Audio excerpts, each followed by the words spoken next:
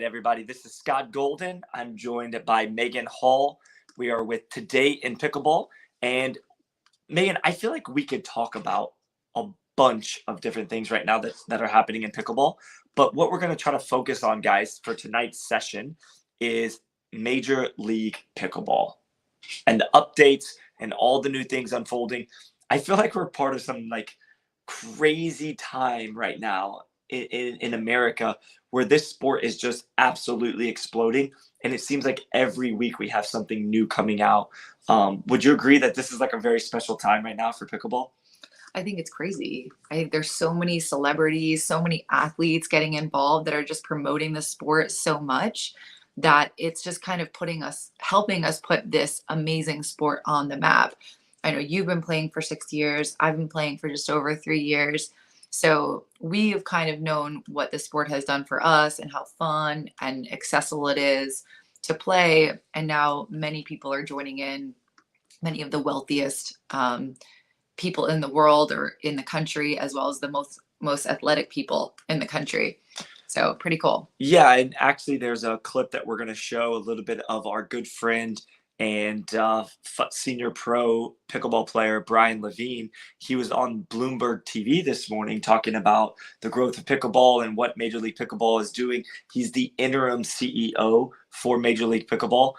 We just know him as Brian Levine, the guy that we play local with, and but he's actually a really big deal in the business world. He's got a lot of accomplishments under his belt, and it's no surprise to me that Major League Pickleball reached out to him to be the interim CEO. I think they actually wanted him to be the full-time CEO, but he's so obsessed with playing pickleball, he said, like, I don't have time to be the full-time CEO. I'll just do it for a little bit. Along with his 12 other projects that he works on. He doesn't only play pickleball, so it's, right.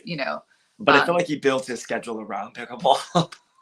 as do most people. Exactly. I just want to name some of the names that just came out that just invested in pickleball. We've got Patrick Mahomes, Naomi Osaka, Nick Kyrgios, Devin Booker, Jeremy Lin, Larry Fitzgerald, Justin Verlander, Chris Everett, Heidi Klum, Eva Longoria, Kate Upton, Mark Cuban, Dirk Bentley, and Mesut Ozil. Mesut Ozil. I'm not sure who that is, actually. To name a few that they just kind of really posted today. So that's an amazing list of people. Yeah, it really is. And then you've got Kim Clijsters, who was, I think, a former #1 in the world or top 5 in the world in tennis. Former #1 tennis champion. What's so amazing to me is that 6 years ago when I got into the sport, I fell into this sport randomly and by accident. And you would ask any number of random people on the street or anywhere, and they wouldn't even know what pickleball was. They had no idea. And now we're seeing these big superstar names coming into the sport saying the same thing that I was saying 6 years ago, but nobody really paid attention, right? But now that you've got these rock stars and these superstars in their professions saying, man, I'm addicted. Larry Fitzgerald said, actually, if you watch that Bloomberg interview, he said, I started playing right before the pandemic, and he said, I built a court in my backyard. So they've got the resources, so they start falling in love with this game, and they just build a couple courts. And who's the other one? The best paddle, Jamie Foxx. He built 3 pickleball courts that are dedicated. So, we're starting to see that these people are seeing the real value in this game. And so we have the MLP draft that obviously was just aired on the Tennis Channel over the weekend. Yeah, so that's kind of why we're here, because we could, like I said, we could shotgun and talk about a lot of different things, but this is really something that I think just, Major League Pickleball, when it first happened, it wasn't as big of a deal. I don't think people realized how big of a deal it was going to be in the sport of pickleball, but it's become a major player. I disagree with even that, because it's like from day one, it's always been something that's been different, and then everything else that's been going on. And they always were, I think ahead of the game in terms of, putting something out that's different and fun, not only for spectators, but for players too. So I don't think this is something that like just kind of recently came on. I think as the sport is developing, it's just developed with it. Okay, so just to be clear, the first MLP, you realized all these superstars were going to jump on board and buy teams, Gary V, and you thought it would be that big of a deal? I certainly didn't. Did you ever think that pickleball was going to be this big? I mean, I'm saying that when MLP started the first season, I thought, oh, cool, another like I guess, branch of what they're going to try to do with growing the sport of pro pickleball. But never in my wildest dreams did I think I would see John Isner and Jack Sock playing with Ben Johns and Okay, but at a certain point when you see these other celebrities a couple of years ago that started playing, Ellen DeGeneres and Serena Williams was on Ellen DeGeneres talking about pickleball, and you kind of started to see the wave. It's not just, regular people, it's all people love this, whether you're a celebrity or not. So I think that, maybe it's sooner than some people have anticipated, but definitely was anticipated and we were expecting it at some point, right? yes, I just think I mean when Major League Pickleball hit the scene, MLP, I thought, oh, that's interesting, not that big of a deal, but it come to find out, it actually is a really big deal, and the biggest thing for me, Is it a big deal because Tom Brady owns a team now and LeBron James? Is that why it's a big deal? I mean, no, yes and no.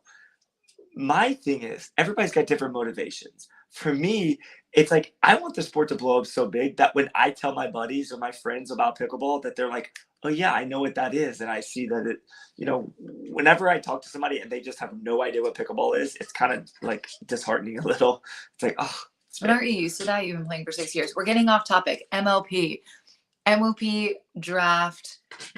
Did you watch it? I watched some of it on and off. I was busy doing stuff that night, but no, I didn't watch all of it. I mean, I watched a portion of the end of it. But you watched a little bit more, I feel like. I did. Yeah. I So did. let's talk about the changes from last season to this season. Let's talk about Annalie Waters being first round pick. Let's go. First of all, for Yeah, I a mean, girl being first round pick. yeah, Love but that. hold on. And also her outfit. Let's go. But did we really think she wasn't going to be number one? I mean, this girl's been destroying everybody, including Ben Johns. If you watch Nationals, she absolutely went after Ben Johns and destroyed him without any question. 2 games in a row. They won 11-3, 11-0, I think. No doubt in my mind. I don't remember who the partners were, but I believe you because she's that good. It really didn't even matter. It was basically her beating up on Ben for the 2 games. It was Riley Newman was her partner, and then Ben played with. I do remember that. Simone, I believe. I do remember that. I do. Anyway, my point is with that, yes, I'm not surprised. You might have been slightly surprised. I actually thought Ben would probably get taken first, but the fact that Annalie Waters is number 1 for the draft pick didn't surprise me totally. All right, so let's talk about the controversy a little bit about how you get there's basically 2 leagues, not 2 leagues, but there's a Premier League with 12 teams in it, and then there's a Challenger League that has 12 teams in it, and MLP just came out with basically that there's going to be 6 events throughout the year. The first 3 events will have this past draft that they just aired on the Tennis Channel with the same teams. The next draft, the next 3 events, the last 3 events of 2023, they will redraft, and the 12 teams that were in Challenger will then go to the Premier League, and then the Premier League teams will then go to Challenger, and they'll completely have another redraft. And the overall, how the teams do overall in each division will determine 2024's Premier and Challenger League. So the top teams that perform in 2023, both seasons, if you will, the first half of 2023 and the second half of 2023, will determine who is in the Premier and Challenger League moving forward in 2024. And they're doing it like a relegation league, like in soccer. European soccer, to be exact, he said. Well, I think I'm not that familiar, but I am familiar with, I guess, European soccer, where actually, honestly, I just watched Ted Lasso. Have you guys seen that show? And so that's like about my soccer knowledge. So, but let's also not forget that the players are playing for $5 million this year, so it's a lot of money on the table. Compared to the prior seasons. So let's talk about why they're doing it this way. Not only to mention because it's just fun and exciting, for teams and players to work hard to move up to the Premier League. But I think also it's it's because they had a set of teams that really started MLP. You know, the Heart Eights, the Bus, the Ranchers, you know, those are all like OG MLP teams. Which was like 6 months ago. I love it though. Rude. No. This is 2 years in the making already, 2021, It was. 2022. So we're on year 3 in 2023. So year 3 or season 3? I don't know, whatever you want to call it. Whatever you want to call it, season, year, whatever it is. It's round 3, baby, 2023. So anyway, so basically they have obviously all these really new exciting team owners come into play, and it's like, well, who do we decide who's in the Premier League and who's in the Challenger League? So they're really allowing the 2023 season to determine, okay, you know what, everyone is on a clean slate, everyone is on the same slate, everyone's going to get the opportunity to make their draft picks, and it's going to be a fair game. So the owners really are having to choose wisely, because all of the owners, all of the 24 teams that are involved really want to be in the Premier League. So they all were doing their best to get the best team. So let's talk about some of the controversy. We had a couple. If you follow the Pickleball forum or any of the kitchen or anything like that, like you've seen a couple of the pros, I guess somewhat venting with the way they felt the process of how MLP drafted the players, how that went. And granted, it's a little biased because these are the players that didn't get drafted, so we're getting their perspective on this. But after speaking to some MLP management or upper management or whatever with that, we found out that it actually was very much it was done the right way. There was nothing nefarious or shady, if you will, about the way they went about that. Well, let's talk about what people were saying. I mean, obviously online you saw and were involved in a conversation with Shelton Baptiste, who I think is an unbelievable player. Yeah, he was actually 17 on the list. He was 17 on the list for the men. Obviously very high duper rating. I think he's somebody who can play with anyone, and he's someone who's a bit unorthodox in his style of play. So I think he's kind of hard to play. He's beat the Johns brothers. He's beat some of the top players in the sport. So he's kind of, his nickname is the Unicorn. And I think that he holds that nickname very well, because he's just kind of a diamond in the rough, I think. So I don't understand why he wasn't drafted. I don't think he played as many tournaments this year. Perhaps that's why. But he's been around long enough. People should know who he is. I understand, but you know, the proof is in the pudding in this year a little bit.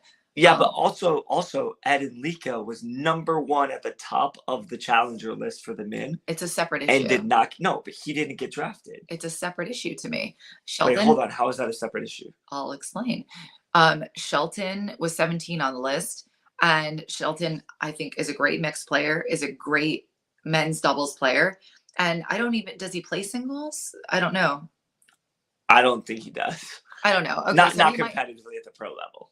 Okay, so he might not play singles. Maybe he plays singles. I have no idea. But very good player. Eden Lika, also very good player. Why didn't Eden Lika get picked? Because he doesn't like mixed. We don't know exactly why he didn't get picked, but we can make the assumption. But if I was a team owner, you know, he likes singles. He's unbelievable at singles, but also with all of the talent that's coming in these days, with high level tennis players coming in young, you know, in their early 20s, high level tennis players, that's also extremely competitive. So I don't think he's gotten the results that he's gotten in the past, because it's just getting more and more competitive. This is Eden Lika. And then I think he's obviously a great doubles player. I think he's so solid. I've had the opportunity and been very fortunate to play with him in the past in mixed, and he's great. He's just not a fan of mixed doubles. And in the MLP format, you need somebody strong in as many categories as possible. You need someone strong in men's, strong in mixed. And honestly, you really want to look for those good singles players too, because when you get down to the dream breaker, that's what makes the difference. Right. And that's my point about him being number 1 on the top of the 61 players. He was at the top, which means everybody's going to get to see his name. He didn't get drafted. So my point is, there was nothing shady there was nothing political about the way the draft works. And we actually found out through conversation with the MLP that the owners have incentive to win because of what you were talking about. The 2024 season is going to be a locked-in draft. So, right, but let's get into why, like what Shelton was saying as to right, why right. he was upset. But that's what I'm saying about it. They made it almost seem like it was political, or that maybe they didn't get drafted because of this or that. And the truth is, the owners of the teams pick the players, not the MLP. But get into what Shelton was saying online in the conversation that you were specifically having with him, because I think that's important. Before we go into why or how MLP did it, let's discuss what people were saying. Yes, but I guess my point, Megan, is that they were making it sound like it was MLP's fault that he didn't get drafted, but MLP didn't draft or not draft So him. what were It's some the of owners. what were some of Shelton's points? Well, first of all, Shelton, I believe, was making it appear that he wasn't even on the list. Now, that was either through the perception of what people were reading or some comments, but he was on the list. And you can find the list on the MLP website. Yes, it's out there for everybody to see. There were 61, and on their Instagram, it's everywhere. Correct. Now, there was a separate issue with Kyle McKenzie, who said he qualified for all this stuff but wasn't put on the eligible list. We'll talk about that in a second. But Shelton's point was that he felt like MLP was only after like celebrities and like and making a mockery of the sport, because they weren't picking people who were like seasoned in the sport. Like Shelton's point was, hey, I've spent a lot of money training, traveling, playing all these tournaments.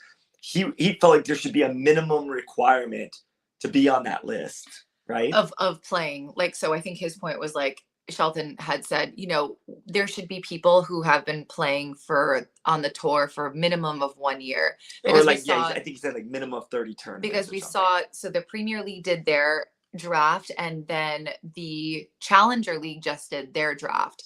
And Sam Querrey was a top choice in the Challenger League.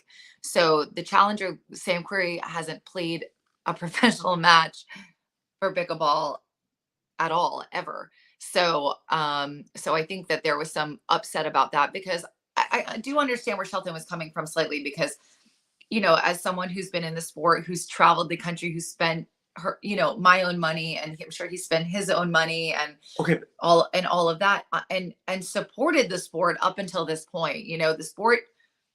The sport was supported by all the amateurs, all the professional players that have been playing up until this point. So I can relate to him in some way about that. Yes. However, it's just the way that it is. You have to pick the best. The teams are going to pick the best talent that they know and that they've seen, and that's it. Obviously, Sam Querrey is going to Sam Querrey is going to get very good very quickly. Obviously, just because of his background. Well, yes, but he's like, this is what I was talking with Brian Levine about earlier.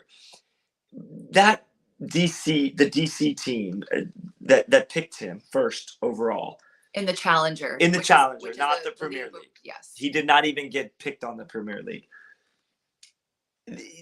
They're taking a risk. Brian's point was, back in January of 2022, we didn't know who James Ignatowicz was. Anna Bright. Well, we're talking about overall. We knew because they were local, but like the rest of the pickleball world didn't know who James Ignatowicz was. Christian Alshon, Anna Bright, Bobby Oshiro. These players were just our local talent down here, but had big backgrounds in tennis, right? Most of them played college tennis. James Ignatowicz was Vanderbilt. Anna Bright played at Cal, and also, hold on, let me finish. And they are now making six figures within the sport of pickleball within less than a year. It took Anna Bright. She was on an interview live and said she's already in 9 months making a six-figure income. So Brian's point was, okay, nobody knew who they were at the beginning of 2022. Now they're big-time players in the sport of pickleball. Imagine Sam Querrey being not just a professional tennis player, but an elite top 10 player in the world at one time. And I think it was a Wimbledon finalist a couple of years ago. Imagine how quickly this guy can go forward and project and improve in a short period of time if he commits himself, which he's going around telling everybody that he is fully committing to pickleball for 2023. Mm-hmm. So the same query we saw today is not going to be the same Sam that we're seeing in 3 months from now. 3 months. That's true. Okay. Now, what did you want to say? I don't remember because you interrupted me. Well, I think because you wanted to interrupt me and then you forgot after that. But. That's true. I did. But what you said was very good, so I appreciate that. Yeah. So I think I love what they're doing with the Premier League and the Challenger League. I love that. I love that tennis players are getting involved. It's super exciting just to watch how they might perform throughout the year. It's going to be really exciting compared to like our other like college tennis players. We'll see if maybe Isner gets involved or whoever else, maybe Kevin Anderson. The way Isner is dropping those thirds, I think he might get drafted next season. I don't know. It's a lot of bending of the back, John. It's a lot of bending of the back for you, but I would love to see you out on the tour. Well, he's been playing pickleball for quite a while because I was at the Texas Open. I haven't been to the Texas Open for at least 2 years. You can tell Megan doesn't have her glasses on. She's having to look at the comments really close. I saw John. I have video and pictures of John Isner. I actually took a picture with him, I think in 2018 or 19. I think it was 2018. So he's been playing for quite a while. But to be honest, Justin made a comment that said Edin Lika not getting drafted is a huge question mark. I would agree. I mean, the reason he was number 1 on that list is because his duper rating was higher than anyone else of the 61 players in the challenger list. So for him not to get drafted was very surprising to me. Also, let's talk about a couple other surprising draft picks that you thought maybe some people that should have gotten drafted or some that didn't. Was there anybody that stands out that you thought should have gotten drafted that maybe hadn't got drafted, or opposite? I'm trying to pull up the list here of. Well, I guess while she's doing that, I'll continue to discuss the draft stuff. So, those posts, you have to be careful because I love Shelton Baptiste Webster, the unicorn, but you got to be careful sometimes with the way you read this stuff because he's obviously upset that he didn't get drafted. I mean, that's the whole reason that he made a post, but he was eligible just like Edin Lika, just like anybody else was. So, if your draft stock is not good enough in this season, work your tail off, work your butt off, make yourself marketable. So a team owner who spent $3 million on a team is going to want to have you on that team. So, at the end of the day, MLP didn't leave Shelton out to dry. It was a team owner that chose to pick someone else over him. One that we talked about, was Matt Manassi. Matt Manassi is a good player. I've seen him play. He's a good player and he's a great coach from what I understand. But he got drafted, and who knows what the reason behind that was, right? Maybe somebody said, hey, he'd be great for, men's and mixed and we could use him on the team. Or maybe he knew the owner really well and the owner said, hey, I would love to hang out with Matt during the MLP season. Rude. No, I'm saying we don't know the reason. Yeah, exactly. Or he's a great guy and super funny and just brings like so much added value. Well, playing and humor. I agree that he's all of those things. Okay. Matt is hilarious for sure. I just think sometimes it's partnerships too. It's like this is a fun fact that actually Brian Levine told us is that Ben Johns' team had the opportunity 3 times in the draft to draft Colin Johns, and they didn't draft him 3 times. And I think it's less about Colin not being like a good player and more about, obviously, well, it's like the reasons behind why they pick somebody else over him. Like, correct. So when you look at the bigger scheme, again, they're playing for money. These teams want to win, and Colin is an unbelievable player. Unbelievable, but it's not the point. Edin is also a very good player. It's not the point. It's what players are going to work best with your other teammates that have already been drafted, number 1. Number 2, is this player strong in all of these 3 categories: mixed, men's, or women's, and singles? And when you look at Colin Johns' game, he is strong in men's doubles. He is an unbelievable right side player. He does not miss. He can put the ball away, all of that. But is he a closer like Ben? Is he a closer like Tyler Loon? Also playing the left, because he would have to play the left most likely when he plays mixed. And they probably want somebody in that role. That's probably why because they had Ben. So Ben's going to be one of the ones that plays the left. So for men's, that would work, but then they would need somebody else to play the left on the other mixed team.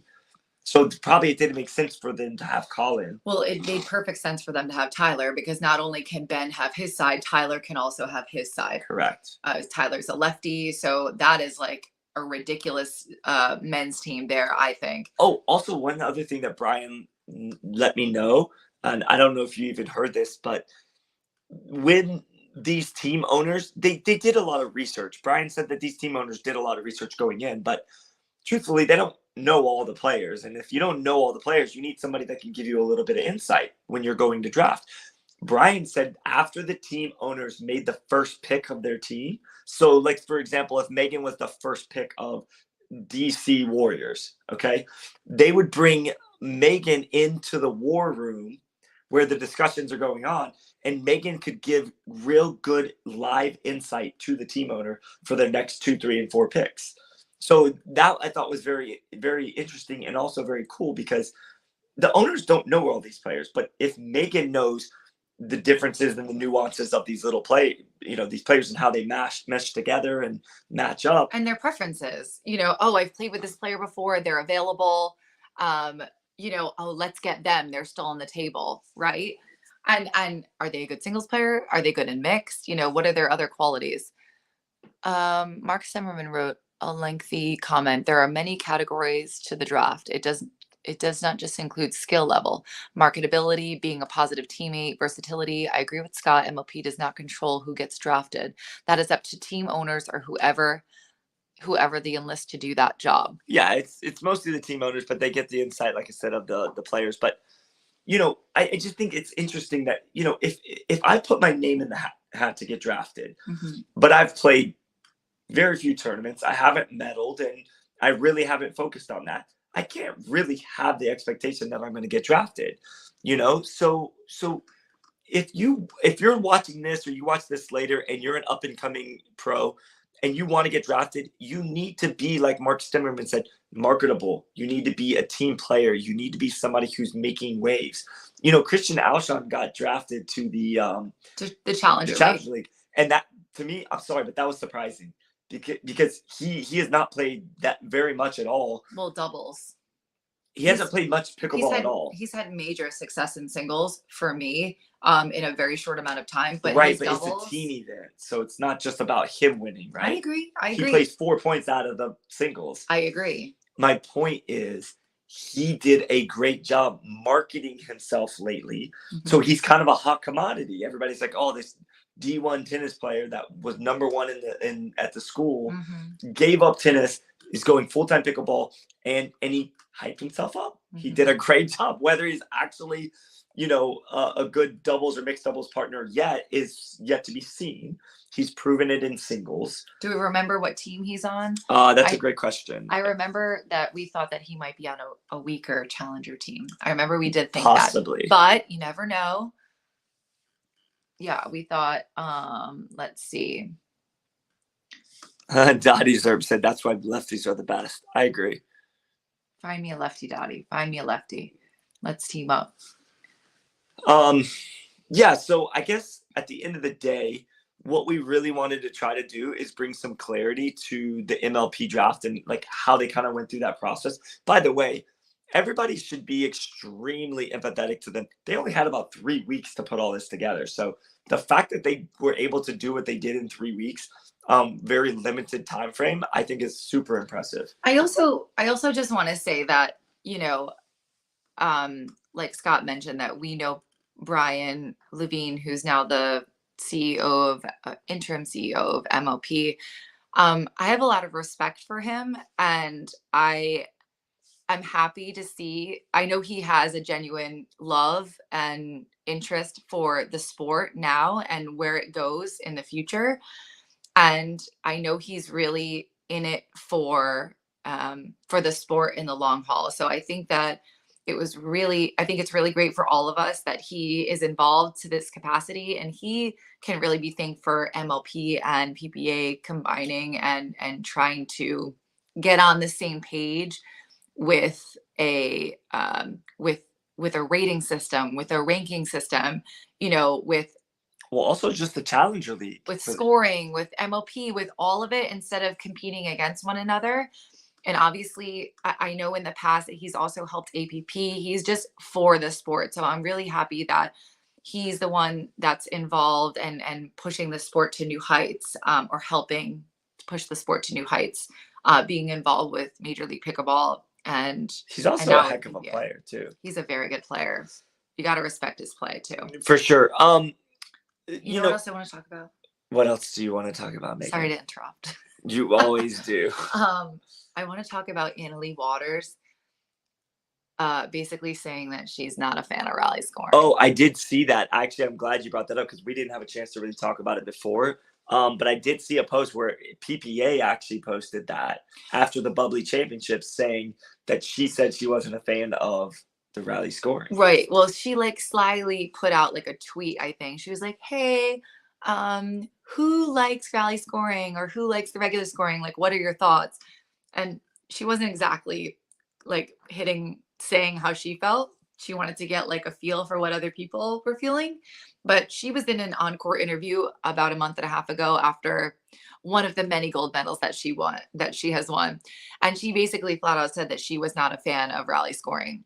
That's not where she wanted the sport to go. And then obviously today we saw PPA put out that quote by her saying that she was not a fan of the rally scoring. We haven't talked about it really, but what's your take on rally scoring? I think it's where the sport needs to head for it to be televised. I think Brian Levine also, his brain works in a different way than mine or most people, I would say. He has all these like really good reasons why things are supposed to be the way they are or should be. I don't know, but I know I've done both. And the rally scoring is exciting in the sense that every time the ball's in play, you have to be on point. You can't take a point off because every time you miss a return, every time you miss a serve, it penalizes you. So I think it makes the points a little more exciting. Also, the comebacks are really fun to watch when you start getting on a roll. But it keeps the games closer, because you can score. Even if you give up a point, you can get one right back. Mm-hmm. And then you have the serve also. So there were kind of 3 points for the reason to switch over to rally scoring. The first point being that it's just more accessible for people in general to learn rally scoring. Scott and I are both teachers in Florida, and it's one of the most major hurdles to get over is that people learning the score. And once you learn it, you don't forget it. But it's a struggle for a lot of people. Thing to learn. And I think for someone just coming and watching pickleball for the first time, it can be a deterrent. Rally scoring is just much more. It's just much easier. I agree with that. To grasp. Much faster. So I think that's one, more accessibility for the future for kids and adults playing pickleball. I think number 2 is it's just provides more data. When every point is being logged, it just is providing more data for players, stats for players. I think it's providing more data for betting. More points are being logged and games are closer and whatever. So that's point number 2. And then point number 3, just TV time to make I guess I've heard that it's important to know when a match will begin and when a match will finish, relatively speaking. So, if there's a half an hour difference in that, it's hard. Television time is a difficult thing and they need to kind of know. And with rally scoring, you can kind of predict with much greater certainty when matches will finish in a certain amount of time. And that's also why you've seen some of the timed events, the 20-minute timers, because that's very predictable. You can time everything out to be on schedule. So that's why you do see that sometimes. I think the rally scoring is going to be very important going forward for our sport. I also think that for tournaments, the way that we all experience tournaments as they are now, not MLP, but all of the other tournaments that we've all played in, where we're there for, from 8 a.m. to 7 p.m. at night sometimes, should be a thing of the past. And I think rally scoring will help with that. I'm actually involved in a tournament. It's called World Series of Pickle, where they're going to be doing, you're going to have a 2-hour window and you're going to be playing in that 2-hour window. It's It's going to be a lot of prize money too, just FYI. So if you're I think interested, first place is going to get paid like 40 something thousand, right? So if we get our anticipated amount of players, which oddly I know is 729 players. I yeah, don't it's know like why I know that. basically 700 players. If we get 700 players, 729. the first, there's a lot to it. We don't have to get into it now, but $45,000 for an individual prize money. It's the highest individual prize money in pickleball So history. one person gets that money. One person will get that amount of money. It's going to be held in Boca Raton in March, but we will be also using the rally scoring for that. We've tested it. It's fun. It's fun. Rally scoring is fun. I don't care what anybody says. It is fun. It's fun. And we've seen that in the MLP format too. I think change is always difficult for people. And I am a pickleball purist as well. I like the scoring. However, it's just not, there are more cons, unfortunately, I think, than pros for our current scoring. So yeah, that's how I feel about that. Yeah, for sure. Okay. Lawrence Yasner, who plays, pickleball at the 4.0/4.5 level. So he's a pretty good player and knows the game. He said, J.W. Johnson and Gabe Tardio were drafted on the same team. How much do we think that goes into like partnerships? I think that plays a huge role. And my guess is J.W. was in the war room and probably likes Gabriel Tardio as one of his teammates, so probably he helped influence that pick. That's my guess. Also, they live in the same area, so they can practice, they can drill together. So, of course, I mean, if I'm a team owner, if Megan and I are team owners, and we draft JW and we say, JW, who's somebody that you really feel like you play well with and that you can practice with and train with, and he says Gabe Tardio, why would we want to go against that? We were his number one.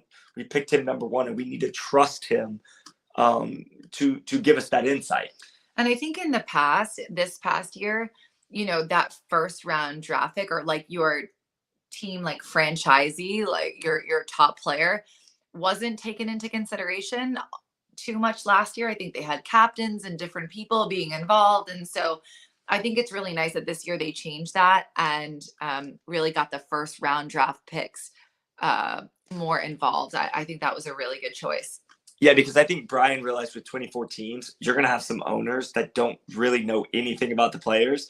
And you really want them to be somewhat knowledgeable, even if they have someone who's assisting them in that information or feeding them that information. You want them to be somewhat knowledgeable at that. I actually think that ATX pickleballers have a ridiculous team. They've got the highest Stuper rating, but I think they got both the Kawamoto sisters. Well, whoever owns that team, what's the team name? ATX pickleballers. All right, this is a team that's been around. ATX has been around for one of the OGs. This is no accident that they picked two guys that live in the same area in Delray together, young, talented, up and coming rock stars, or already are there. Why didn't you get picked for that team? I'm so sad that young, I didn't get picked. Up and coming. I mean, that describes you entirely. Me too. Yeah, no, actually, I'm closer to 40 than I am 30, so I would not say that's sad. But anyway, getting back on track, as Megan just railed me there, derailed me. What I'm saying is they're veterans of this. They're not rookies anymore. It's no accident that they picked the Kawamoto sisters and then that they got JW and Gabe, because the chemistry of the team is so important. I bet you, if I were to guess, I haven't gone back and looked at their teams in the past, but it's possible they drafted a team that seemed like a good team, 4 individuals that were probably awful together, meaning like the chemistry just didn't work. We did see it last year. Okay, so I forget because there's so much going on, but okay, there you go. So this time they're like, when they sat down to think of their strategy, most likely they said, let's pick the best player we can get out of the gate, which obviously is J.W. Johnson. And then from there, they built around J.W. So pretty cool. What did you think about, I think Jay DeVilliers was like 5th draft pick or something like that? That's surprising. Surprising that he was I thought he would go sooner. Than 5th? Yeah, I thought he would go or probably 6th? 3rd or 4th. What? Yeah, I thought Jay DeVilliers would go 3rd or 4th. He's so good at singles, doubles, and mixed doubles. He's so dynamic with all that. I see no reason he wouldn't have been top 5. Who would you pick? Jay DeVilliers or Tyler Loon? Jay DeVilliers. Ooh. I would. I mean, it's a close call. It definitely is. But I got to go with the lefty. Lefty's just. No, that's fine. That's fine. I think that's a preference also. But Tyler's been around a long, long time. He has really come into his own as far as being a top He's player. beat Ben Johns in singles. I get it recently, but no, that's the thing. Just recently, he's really coming. No, listen, Tyler Lewin, I'm a huge fan of yours. I'm just saying that Jay DeVilliers, to me, possesses all the things, all the qualities that I would want in a player in the top 5. Sir, he's married. Oh God. Relax. God. Dear Lord. All right, Laurel. By the way, I brought Jay into the club that I teach at, and all the ladies were like drooling. He's a over stud. Jay. There's no question. He's a stud. Actually, just the other day, a woman said, "When are you going to bring Jay DeVilliers back into the club? He was such a hunk." That's what she said. All right. Forget his talents. Yeah, who cares if he's talented? Hot. Yeah. Do all drafted players in either leagues have to also commit to playing in the PPA? Laurel, I would be no. I would be lying if I said I knew exactly, but that doesn't make sense. Nope. There are plenty of players that were drafted that have not committed to a gold tour card, which is what you're referring to. They haven't announced who has committed to the silver tour card. I don't know if they're going to be putting that out there. I'm so sorry, Megan. Well, you should be apologizing to Laurel. That was an excellent question, and you're yawning in her face. Laurel's one of my favorites. Anyway. She's from Pittsburgh. So did you know she was from Pittsburgh? I didn't. See, I'm the real OG in this crew right here. Megan, she's the new OG. My memory isn't as good as it used to be. So why is that? Because you. Anyway, no, you do not have to be a committed PPA Gold Tour Card member to play in MLP. You don't have to be silver either. So, right. Any other questions? I think John Kleinschmidt, who's out of the Midwest. I played actually in that Tennessee event. Remember that team event I went to Tennessee to? Yeah, I told you not play to go. Yeah.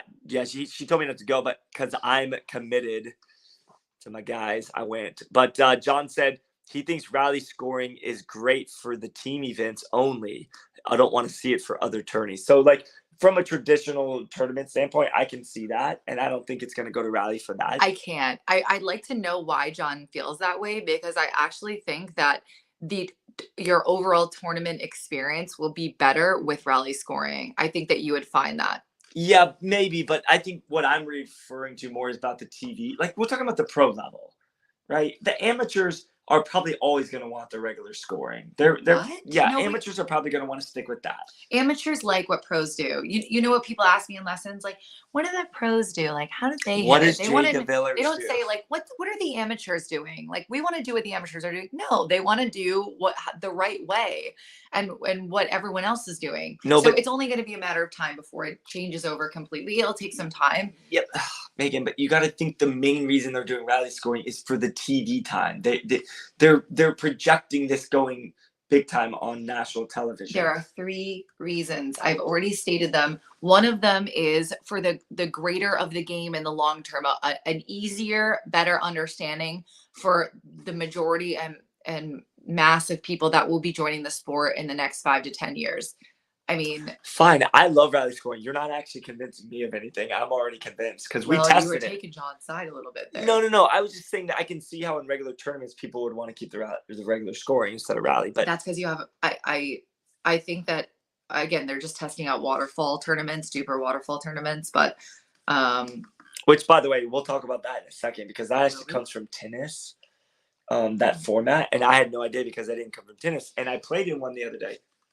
I'm not liking her sarcasm today. But I played in one and I had no idea what they meant by waterfall, but it actually was very cool to experience. And that's actually why we both wore blue today, because this whole talk is about waterfall. Gosh, I think it's getting late. It's late, guys. We're wrapping up here. Mark Stimmerman said, Annalie Waters' exact quote was, "For many reasons, rally scoring is not the direction pickleball should go." Look, that's a pretty strong, bold statement. You gotta say the reasons. You can't just put it out there without saying why. Megan, it's for many reasons. All right. Chris Wolf. Well, sorry, I accidentally hit that. Macabre. Hold on. Okay. Jay's dynamism, dynamism, I like that word, makes people overrate him. Too many loose errors to be a top 5 male. Wow, that's crazy. I disagree, but he does go for a lot. I will Okay, say yeah, that. but you know what, Lawrence, I don't agree with that because I think players who go for a lot are going to make a lot of errors, you know, But they're also going to win a lot more points than right. they lose. Oh, so what was the reason Paris Taub was not eligible for MLP? I don't think that it's not that she wasn't eligible. It's possible that she didn't put herself into the draft. We don't know that information. That's a great question. I tell you what, that'll be some homework that we'll do. We'll try to find out from Paris Todd herself why she didn't wasn't in the draft. And that's a great question because she came on scene. We were wondering that. She came on scene and made big waves. So and also she hasn't committed to. I mean, that we know of. She has not committed to the PPA Gold Tour card. That we're aware of. Yeah, we haven't seen anything. She has not committed. Well, Megan obviously knows She's my something. BFF. No, Megan obviously knows something that I don't know. But anyway, nothing's been publicly put out there about her signing a gold card. Correct. Also, let's see. Curious. I was curious the brand name of that particular device you two are holding. Are those handheld mics? You don't have to. They're actually lapel mics, so you can actually just put them right here. But we're choosing to hold them. But yeah, you can just put them right there. That didn't work well. So anyway, we're choosing to hold them. But yeah, they're great. They're great. You can get them online. Just do some research. Macabre. Direct message will tell you. That's right. Chris Wolf, it will change the game for lower level players. They will never try to hit a third shot drop. If you hit it high, you lose a point. Actually, we could make the argument, Chris Wolf, which by the way, Chris Wolf's one of my favorite people in all of pickleball. So Chris Wolf, love you, man. Missed you. We're gonna come to Atlanta and see you soon. I would make the argument that it would actually change their game in a good way because it would force them to learn how to hit better drops, which in turn would get them more opportunities to score. So, I mean, I think that argument is silly because if they're hitting drives, they're gonna lose points as well. You know, it's low level. Low level players struggle with their skills on many facets, not just the third shot drop. You know, if they can hit high balls if they're driving, not even on a third shot drop only. They're low level players for a reason. All right, Austin Kerper. Austin said rally scoring makes more sense, especially the factor of showing how many unforced errors they make. Yeah, I mean, it does. And you alluded to those three things or talked about those three things. And I think from a data standpoint, that's huge, to be able to track that data. I agree. We're going to see statistics start to play a big role because what you're going to see is like when they're playing for this $100,000, these team owners are probably going to get pretty serious about stuff, and they're probably going to start tracking all the stats so they can know how to match up teams and all that stuff. It's going to get very serious, just like every other pro sport out there, which just warms my heart because pickleball is near and dear to a lot of us. And for the longest time, people would make fun of it. They were making fun of pickleball. Let's be honest. That's a stupid name. Oh, who wants to play pickleball? That's for old people. And there was all the things that people said, I used to call it pickle, and Scott would make fun of me. Pickle. Well, yeah, because she was saying pickle as like she was being lazy about the term pickleball. But pickle is actually... now that everyone else accepts it, now he accepts when I say it. Exactly. It's cool now. Also, I want to say one more thing. The reason that I think that the sport's growing the way it is, people can say like Shelton's argument about MLP drafting Sam Querrey and all these celebrities. They're very strategic in what they're doing because those people have massive followings. How many followers did LeBron James have? Did you say on Instagram? I mean, he's obviously one of the biggest team owners, but 139 million. Oh, was that 139,000? No, it was 139 million people. 139 people follow LeBron James. He couldn't even find him. I said, it's King James on Instagram. That's not true. LeBron, this is not your boy over here. I said, it's King James. Do you follow him? He's like, probably. I do. I follow him now. You do now. You're welcome. As of tonight. My point is, it's a good thing for the sport to be recognized at this level because at my club, Friday night, this past Friday, there was 8 teenage, like 18, 19, 20-year-old females and males choosing to be on the pickleball courts on a Friday night when they could do any number of things on a Friday night. That's when you know our sport's getting really, I guess, blowing up and it's getting national publicity. It's not for 70-year-olds, Renee Stubbs. It's not for 70-year-olds. It is, and it isn't also. So let's wrap up. Oh man, I was just getting started. No, I would like to do another video diving into like the challenger teams. We're gonna get more organized and dive into like the teams that were picked on the premier and challenger level. So we'll come back. Also a bunch of other topics. I mean, there's so much happening right now. I know. Let's not even get into the APP, PPA. APP, UTR. Oh gosh, there's so many things. Which is, look, it's all exciting stuff. It's all exciting stuff. Yeah, it's all good for the sport, but everybody's figuring it out. It's the wild west of pickleball right now. Guys, thanks for listening to us. We hope you got something out of it. And if you have any feedback, let us know. Any comments, any questions. Also topics. What do you guys want to hear about? What do you want us to do some research on and get back to you? We would love to hear that information. Megan Hall, Scott Golden, Today in Pickleball. Oh, by the way, Megan Hall works really hard on her social media stuff. Go follow her on Instagram, Facebook, YouTube. Are you TikTok? On YouTube? I am on YouTube. I need to do a better job of putting out videos, but I do shorts on YouTube. So, and then also todayinpb.com or todayinpickleball.news. So todayinpb.com or todayinpickleball.news. Go check out the website. She works hard on those articles. I do occasionally help, but it's mostly Megan, if anybody's wondering. Although I still get a lot of credit for it. People still give me credit for it. So if by one comment today is a lot of credit, then yes. Absolutely. You get a ton of credit. All right. My man, Stan Brown from Alabama. I remember when Stan first started playing. Now look at him. He's just a big time ref in the sport. By the way, we love our refs. Guys, when you see the refs, number one, be respectful to them, show them love and appreciation, and encourage them to keep being a part of something very special, because without the referees, we have no big sanctioned tournaments and we need them. So happy holidays. Merry Christmas. Happy New Year. All of the above. Toodles. All right, guys. Adios.